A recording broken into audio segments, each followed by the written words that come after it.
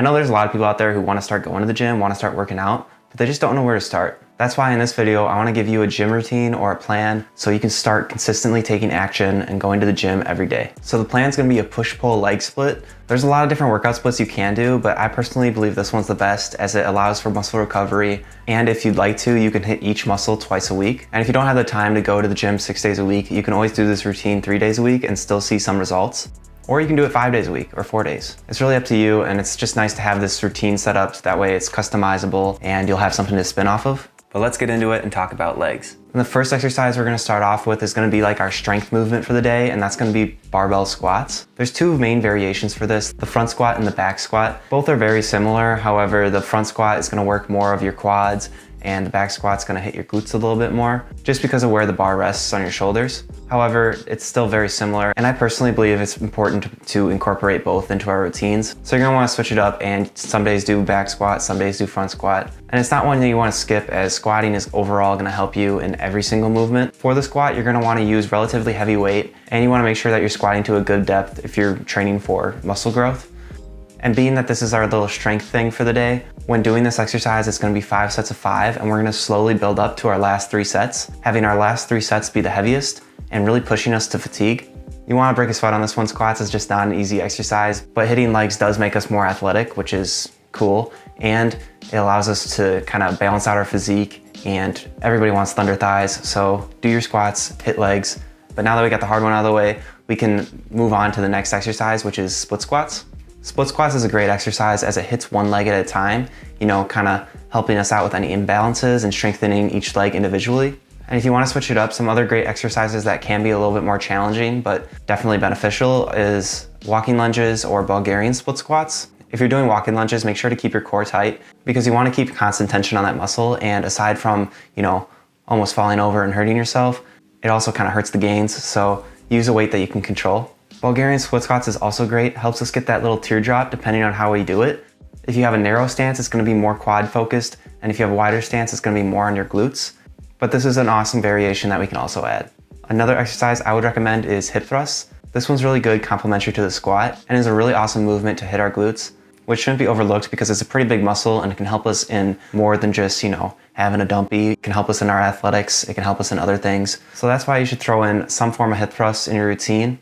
This one can be a little bit embarrassing to do at the gym. So another alternative, if you're not trying to do that, is goblet squats. Doing goblet squats with a wide stance is another way we can target our glutes. To perform this one, just grab a dumbbell, hold it to your chest, and then squat to a fairly deep depth. So we've hit our quads, we've hit our glutes, it's time to hit our hamstrings. And we can do that with RDLs. RDLs, or remaining deadlifts, is a great exercise to not only hit our hamstrings, but also our glutes a little bit too. It's pretty similar to a deadlift, except for you're gonna be using lighter weight and you're gonna be keeping your legs straight throughout the movement. Not necessarily locked out, but relatively straight. And then go down to where you feel a stretch in the back of your legs. It depends how flexible you are, but go down until you feel that stretch and then pull yourself up, contracting both your hamstrings and your glutes. This is personally my favorite hamstring exercise, but if you have like lower back problems, or if you just want something else to throw in there, maybe try out Nordics. I really like these in terms of helping me become more athletic, as well as it's just a fun, challenging exercise to do. To perform this movement, all you need is something to pin your heels down, and then slowly lower down, resisting the urge to fall. However, unless you got a lot of strength in the hammies, you're probably gonna fall down, which is okay. Just have a platform or something to push yourself back up, and then contract your glutes and hamstrings on the way up. And the last exercise we can do for legs is calves. This one's important because we wanna get that little teardrop going. And the best way to do that is by lifting our heels off the ground in whatever way possible, whether it's with a machine or if you're doing it with dumbbells and just an elevated platform. Just find a way to raise them calves.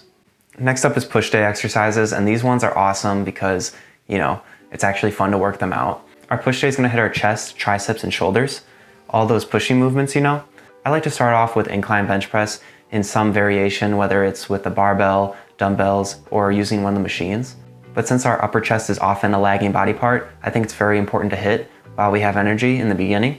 And it's gonna help us get that shelf look going. So I think it's an important one to focus on. As you do this one, make sure to keep your shoulders back and focus on the contraction in your chest. You don't want your shoulders to take over in this movement. But after we got that one out of the way, we can move to shoulder press. A ton of different ways to hit this one, especially with all the options at the gym. My personal favorite is standing military press, but you can also use the machines or use dumbbells. This is a great one to help us get those boulder shoulders, as it hits the shoulders as a whole but really targets in on that front delt. After that, we're gonna move to dumbbell bench press. I like this one better than the traditional bench press as you get more range of motion and it stops you from having one side of your body take over, but you should try to learn more about the form for this one as you wanna keep your shoulders back, have a small arch in your back, and focus on feeling it in your chest as you drive that weight up. Doing this is gonna help you push more weight and you're also gonna feel it way more in your chest. Now that we got some of these heavy pressing movements out of the way, we're gonna move to some more accessory movements, being the lateral raise and face pulls. For the lateral raise, we're gonna wanna do it with a little bit of lean. This is like my favorite exercise as I really just feel it. Actually, second favorite exercise as I really just feel it in my shoulder.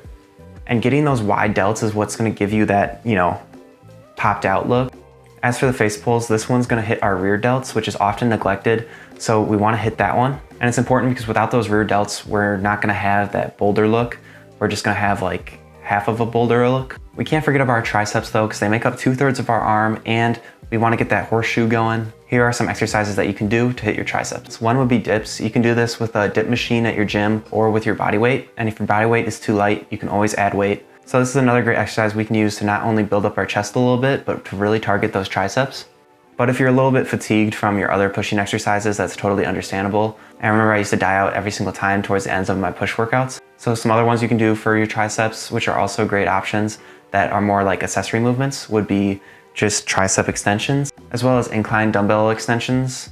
I'm gonna be honest, I just made that name up. I don't really know what they're called, but every time I do it, I feel a major burn, and that must mean that I'm doing something right. So I really like this exercise, and it really puts us at a great angle to constantly put tension on that muscle. And we can always increase or decrease the weight of the dumbbell depending on our fatigue or how much reps we're trying to get. Tricep extension is also a great one, and it's pretty convenient, but just try to make sure that you really extend your arms and really focus on feeling it in that tricep. Now it's time for the back, or pull day if you will. As for the back, it can be broken down into two parts, getting a wider back and getting a thicker back. We wanna get a wider back because we need to get that Dorito aesthetic, and the best way to make Doritos is with pull-ups. I've said it once, I've said it a million times. Pull-ups is the only exercise you need in life. More specifically, weighted pull-ups. As building up the strength to do a pull-up and then building up the strength to add weight and constantly pushing yourself to be able to pull more and more is really just gonna help you kind of go from like this to this. So it's super important. And if you need to know how to do more pull-ups, I got you right there. But yeah, it's the best exercise in the world. And when we do this one, we really wanna remember, if you ain't shaking, you ain't trying.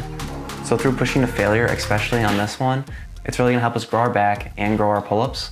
And aside from just getting that back, it's gonna help us kind of fly over the bar and we'll be able to do a bunch of cool stuff. I'll stop ranting about pull-ups though. The next exercise is a barbell row. This one's great for helping us get a wider back. And to perform it, you just wanna lean forward, but don't curve your back or anything. Just get to the point where your back is flat.